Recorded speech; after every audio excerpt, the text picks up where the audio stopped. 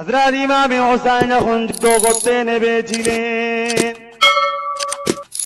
এমন কোন দুনিয়া মারদের বাচ্চা নাই যে ইমামে হোসেনকে কতল করতে পারে, ইমামে হোসেনের সঙ্গে যুদ্ধ করতে পারে।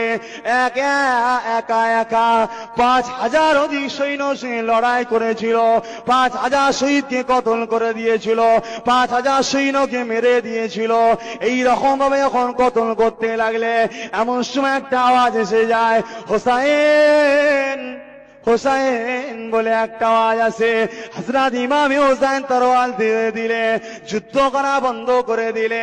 তাকিয়ে দেখলে একটা খালি বোতল নিয়ে, এক হাতে আবে কৌসারের পানি, আর একটা হাতে খালি বোতল নিয়ে দিন দুনিয়ার বাদশাহ হাবিবুল্লাহ স্বয়ং নিজে হাজির হয়েছে।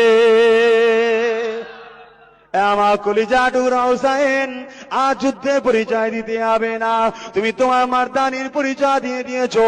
শেরে খোদার বেটা তুমি, যার তরোয়ালের নাম ছিল জুলফিকার, এ পরিচয় তুমি দিয়ে দিয়েছো। এ হোসেন, তোমাকে কারবালার বুকে আমি রাসূলুল্লাহ কেন পাঠিয়েছি আজকে শুনে রেখে দাও। হোসেন রে, কাল কিয়ামতের ময়দানে কোটি কোটি উম্মতিকে তোমার ওসিলা করে আমি রাসূলুল্লাহ আল্লাহ আর জান্নাতে নিয়ে যাব। হোসেন রে, এই যে খালি বোতলটা দেখছো, তুমি যে শহীদ হয়ে যাবে, এই বোতলে আমি মুহাম্মদ সাল্লাল্লাহু আলাইহি ওয়াসাল্লাম যাকে নিজের থেকে বেশি ভালোবাসি, সেই হোসেন তোমার রক্তটা তুলে এই বোতলে ভরে নিয়ে যাব।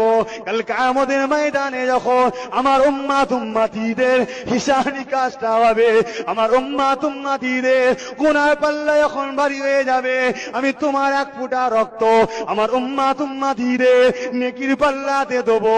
ওই তোমার এক ফোঁটা ওরাম রক্তের ওসিলা করে আল্লাহ পাক আমার উম্মতিদের নেকির পাল্লা ভারী করে দেবে।